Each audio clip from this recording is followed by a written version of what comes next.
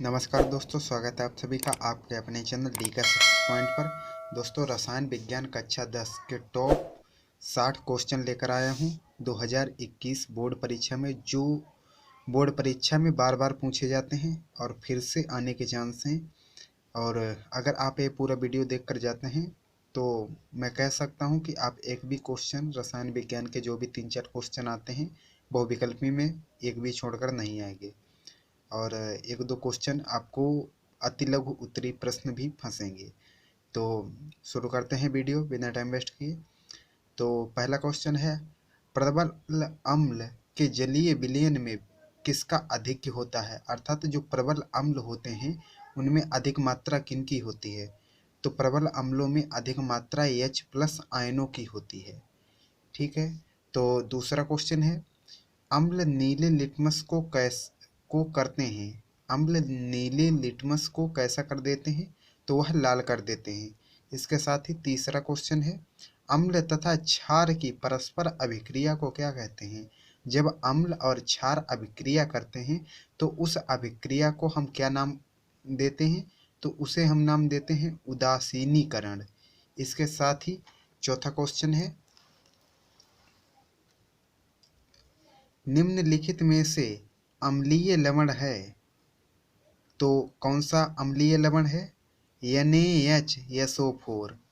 इसके साथ ही पांचवा क्वेश्चन है, H2S विलयन का pH मान क्या है? तो H2S का विलयन का pH मान है 7 से कम। इसके साथ ही छठवां क्वेश्चन है,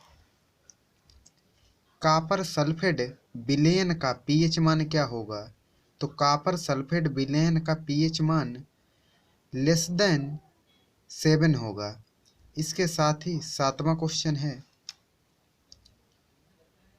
10-6 MHCl विलयन का pH मान होगा तो 6 होगा। इसका 10⁻⁻6 MHCl विलयन का pH मान। इसके साथ ही आठवां क्वेश्चन, तो एक विलयन में हाइड्रोजन आयन का सांद्रण 1 × 10⁻⁷ लीटर है। विलयन का pH मान होगा तो कितना pH मान होगा? तो 7 pH मान होगा। इसके साथ ही नौवां क्वेश्चन, तो नौवां क्वेश्चन है, फिटकरी एलम का सही अनुसूत्र है। फटकरी का सूत्र क्या है? तो इसका सूत्र है K2SO4 × Al2 bracket SO4 bracket बंद 3 × 24 H2O। यह फटकरी का सूत्र है। इसके साथ ही 10वां क्वेश्चन है, K2SO4 × Al2 bracket SO4 bracket बंद 3 × 24 H2O को जल में घोलने पर क्या बनेगा? अर्थात फटकरी को जब H2O जल में घोलेंगे तो क्या बनेगा? तो K+ Al3+ SO4 2- बनेगा। इसके साथ ही 11वां क्वेश्चन है, आग बुझाने वाले यंत्रों में प्रयुक्त होने वाला पदार्थ, अर्थात आग बुझाने वाले जो यंत्र होते हैं उनमें कौन सा पदार्थ प्रयोग किया जाता है? तो वह Na2CO3 प्रयोग किया जाता है। इसके साथ ही 12वां क्वेश्चन है, खाने के सोडा का रासायनिक सूत्र है। तो खाने के सोडा का रासायनिक सूत्र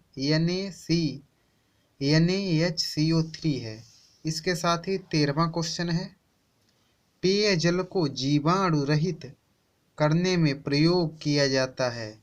तो पेयजल को जीवाणु रहित करने में प्रयोग किया जाता है CaOCl2। इसके साथ ही 14वां क्वेश्चन है, बहते हुए रक्त को रोकने में उपयोगी यौगिक कौन सा है? तो बहते हुए रक्त को रोकने में उपयोगी यौगिक फिटकरी होता है। इसके साथ ही 15वां क्वेश्चन है, क्षारीय विलयन में फिनोल्फथेनिलीन सूचक का रंग होता है तो कैसा होता है? लाल होता है। इसके साथ ही 16वां क्वेश्चन है, तो 16वां क्वेश्चन है, प्रबल अम्लीय विलयन में मिथाइल ऑरेंज का रंग होता है। तो प्रबल अम्लीय विलयन में मिथाइल ऑरेंज का रंग लाल होता है। इसके साथ ही 17वां क्वेश्चन, सोडियम कार्बोनेट के जलीय विलयन में कार्बन डाइऑक्साइड अधिकता में प्रवाहित करने पर प्राप्त होता है, तो NaCHO3 प्राप्त होता है सोडियम कार्बोनेट के जलीय विलयन में कार्बन डाइऑक्साइड को। इसके साथ ही 18वां क्वेश्चन है, निम्न में से कौन सा पदार्थ ऊर्ध्वपातन का गुण प्रदर्शित करता है, तो वह NH4Cl होता है। इसके साथ ही 19वां क्वेश्चन है, विरंजक चूर्ण पर तनु सल्फ्यूरिक अम्ल की अभिक्रिया से गैस निकलती है, तो वह कैसी गैस होती है, वह Cl2 गैस होती है। इसके साथ ही 20वां क्वेश्चन है, कौन सी धातु जल के साथ सामान्य ताप पर ही अभिक्रिया कर लेती है और हाइड्रोजन गैस निकलती है, तो यह सोडियम कैल्शियम होती है। इसके साथ ही 21वां क्वेश्चन है, धातुओं के ऑक्साइड होते हैं, तो धातुओं के ऑक्साइड क्षारीय होते हैं। इसके साथ ही 22वां क्वेश्चन है, हाइड्रोजन कैसी धातु है, तो हाइड्रोजन अधातु है। इसके साथ ही 23वां क्वेश्चन है, एंटीमनी कैसी धातु है, तो एंटीमनी उपधातु है। इसके साथ ही 24वां क्वेश्चन है, पीतल कैसी धातु है, तो पीतल एक मिश्र धातु है। इसके साथ ही 25वां क्वेश्चन है, 2FeCl3 plus H2O plus X 2FeCl2 plus H2SO4 रासायनिक अभिक्रिया में X क्या है, अर्थात पूछा है इस अभिक्रिया में X किसकी भूमिका निभा रहा है, तो वह SO2 इधर होना चाहिए, तो यह SO2 की भूमिका निभा रहा है। इसके साथ ही 26वां क्वेश्चन है, वह धातु जो सरलता से ऑक्सीकृत हो जाती है, तो वह Al धातु होती है जो सरलता से आसानी से ऑक्सीकृत हो जाती है। इसके साथ ही 27वां क्वेश्चन है, अमोनिया को शुष्क करने के लिए प्रयुक्त करते हैं, तो अमोनिया को शुष्क करने के लिए बुझा हुआ चूना प्रयोग करते हैं। इसके साथ ही 28वां क्वेश्चन है, अमोनिया हाइड्रोक्लोरिक अम्ल से अभिक्रिया करके बनाती है, तो अमोनिया जब हाइड्रोक्लोरिक अम्ल से अभिक्रिया करती है तो NH4Cl बनाती है। इसके साथ ही 29वां क्वेश्चन है, अमोनिया ऑक्सीजन से अभिक्रिया करके बनाती है, तो अमोनिया ऑक्सीजन से अभिक्रिया करके नाइट्रोजन बनाती है N2। इसके साथ ही 30वां क्वेश्चन है, SO2 का जलीय विलयन H2S से क्रिया करके सल्फर अवक्षेपित करता है, इसमें SO2 कार्य करती है, तो यह ऑक्सीकारक का कार्य करती है। इसके साथ ही 31वां क्वेश्चन है, सल्फर डाइऑक्साइड का जलीय विलयन होता है, तो सल्फर डाइऑक्साइड का जलीय विलयन क्या होता है, अम्लीय होता है। इसके साथ ही 32वां क्वेश्चन है, कौन सी गैस ऑक्सीकारक तथा अपचयक दोनों है, तो कौन सी गैस है, SO2 है। इसके साथ ही 33वां क्वेश्चन है, जर्मन सिल्वर में कौन सी धातु नहीं होती है, तो जर्मन सिल्वर में कौन सी धातु नहीं होती है, Ag नहीं होती है। इसके साथ ही 34वां क्वेश्चन है, कांसे की प्रतिमाएं बनी होती हैं, अर्थात कांसे की प्रतिमाएं किसकी बनी होती हैं, कॉपर टिन की बनी होती हैं। इसके साथ ही 35वां क्वेश्चन है, अमलगम क्या होते हैं, तो अमलगम विषमांगी मिश्रण होते हैं। इसके साथ ही 36वां क्वेश्चन है, तांबे का अयस्क क्या है, तो तांबे का अयस्क मैलेकाइट है। इसके साथ ही 37वां